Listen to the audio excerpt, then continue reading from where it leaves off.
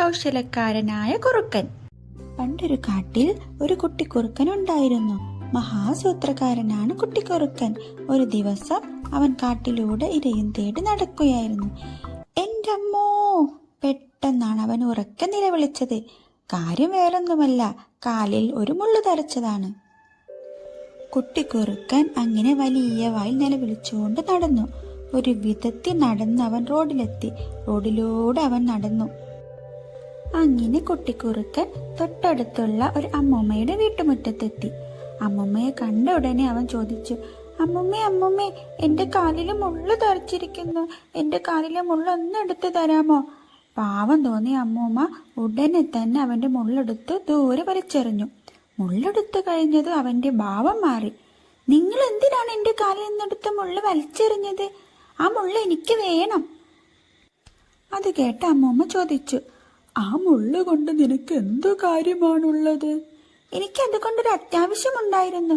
എൻ്റെ കാലിലെ മുള്ള എന്തിനാ എന്നോട് ചോദിച്ചാതെ വലിച്ചെറിഞ്ഞത്? കുട്ടിക്കുറുക്കൻ അതും ചോദിച്ച് ഉറക്കെ കരയാൻ തുടങ്ങി. അമ്മൂമ്മ എന്ത് പറഞ്ഞിട്ടും കുട്ടിക്കുറുക്കൻ കൂട്ടാക്കിയില്ല. അമ്മൂമ്മ ശരിക്കും കുടുങ്ങിപ്പോയി. വലിച്ചെറിഞ്ഞ മുള്ള എവിടെ നിന്നെടുത്തു കൊടുക്കാനാ? അങ്ങനെ അവസാനം മുള്ളിന് പകരം ഒരു മുട്ട തരാമെന്ന് കുറുക്കച്ചാരോട് പറഞ്ഞു. കുട്ടിക്കുറുക്കൻ വാശി പിടിച്ചു ആ കാലിൽ നിന്ന് വലിച്ചെറിഞ്ഞ മുള്ള തന്നെ വേണമെന്ന്. പക്ഷേ അവസാനം അമ്മൂമ്മ പറഞ്ഞു കുട്ടിക്കുറുക്കനെ സമ്മതിപ്പിച്ചു. അങ്ങനെ ആ മുട്ടയും കൊണ്ട് കുട്ടിക്കുറുക്കൻ തിരിച്ചു പോയി.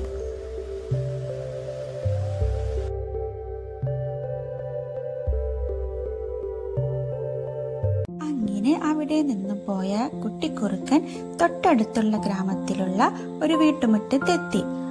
അവിടെ നിൽക്കുന്ന ഗൃഹനാഥനോട് കുട്ടിക്കുറുക്കൻ ചോദിച്ചു, പുറത്ത് നല്ല തണുപ്പ്, ഞാൻ ഇന്ന് ഇവിടെ ഒന്ന് രാത്രി ഉറങ്ങിക്കോട്ടെ? കുട്ടിക്കുറുക്കന്റെ പാവത്തോടെയുള്ള ആ ചോദ്യം കേട്ട ഗൃഹനാഥൻ അതിന് സമ്മതിച്ചു. വീടിനകത്തേക്ക് വന്ന് കിടന്നോളാൻ കുട്ടിക്കുറുക്കനോട് ഗൃഹനാഥൻ പറഞ്ഞു.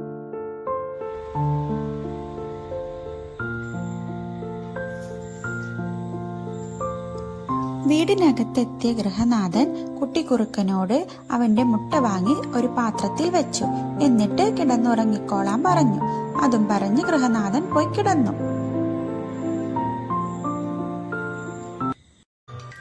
വീട്ടിലെല്ലാവരും ഉറങ്ങിയെന്ന് മനസ്സിലാക്കിയ കുട്ടിക്കുറുക്കൻ ആരും കാണാതെ എഴുന്നേറ്റ് മുട്ടയെടുത്ത് കട്ടുകുടിച്ചു. എന്നിട്ട് മെല്ലെ മെല്ലെ നടന്ന് നിലവിളിച്ചുകൊണ്ട് പുറത്തേക്ക് പോയി. കുട്ടിക്കുറുക്കന്റെ നിലവിളി കേട്ടുവന്ന വീട്ടുകാരൻ കാര്യം തിരക്കിയപ്പോ തന്റെ മുട്ട ആരോ എടുത്ത് കട്ടുകുടിച്ചു കളഞ്ഞു എന്നും പറഞ്ഞ് കുട്ടിക്കുറുക്കൻ നിലവിളിക്കാൻ തുടങ്ങി. വേറൊരു മുട്ട അതിനു പകരം തരാമെന്ന് പറഞ്ഞിട്ടും കുട്ടിക്കുറുക്കൻ കേട്ടില്ല. എനിക്ക് തന്റെ മുട്ട തന്നെ വേണമെന്ന് പറഞ്ഞ് കുട്ടിക്കുറുക്കൻ വാശി പിടിച്ചു. നിവർത്തിയില്ലാതെ മുട്ടയ്ക്ക് പകരം കുട്ടിക്കുറുക്കന് ഒരു കോഴിയെ കൊടുക്കേണ്ടി വന്നു. പാവം ഗൃഹനാഥൻ. ആ കുട്ടിക്കുറുക്കൻ കോഴിയെ കൊണ്ടുപോകുന്നത് നോക്കി നിൽക്കാനേ അദ്ദേഹത്തിന് കഴിഞ്ഞുള്ളൂ. അവിടെ നിന്നും കിട്ടിയ കോഴിയുമായി കുട്ടിക്കുറുക്കൻ അന്ന് വൈകുന്നേരം മറ്റൊരു ഗ്രാമത്തിലെത്തി.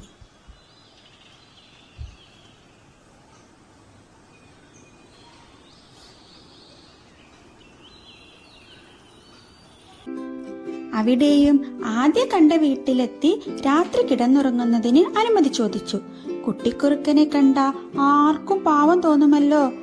ആ വീട്ടുകാരനും അവന് സമ്മതം നൽകി. ഈ കോഴിയെ ഞാൻ എവിടെ സൂക്ഷിക്കും?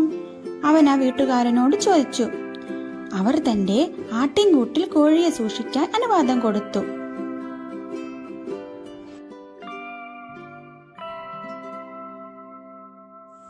അങ്ങനെ ആട്ടിൻകൂട്ടിൽ കോഴിയെ വെച്ച് കുട്ടിക്കുറുക്കൻ ഉറങ്ങാൻ പോയി. പാതിരാത്രി ആയപ്പോ വീട്ടുകാരൻ ഉറങ്ങിയെന്ന് ഉറപ്പായപ്പോ കുട്ടിക്കുറുക്കൻ പതുക്കെ എഴുന്നേറ്റ് കോഴിയുടെ അടുത്തേക്ക് പോയി.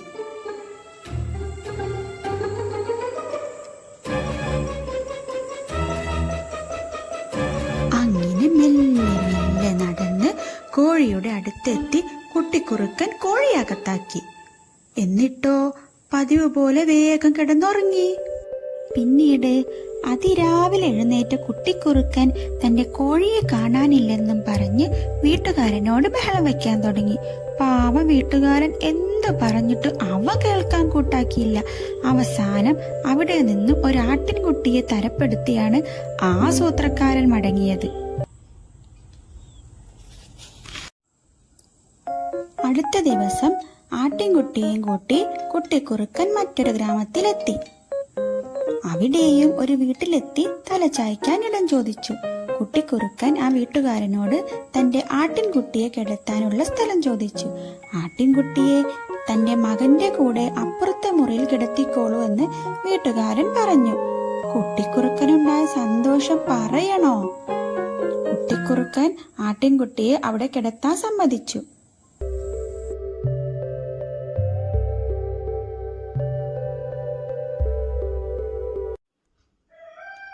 പിന്നീട് എല്ലാവരും കിടന്നുറങ്ങി. കുട്ടിക്കുറുക്കൻ ഉറക്കം നടിച്ചും കിടന്നു.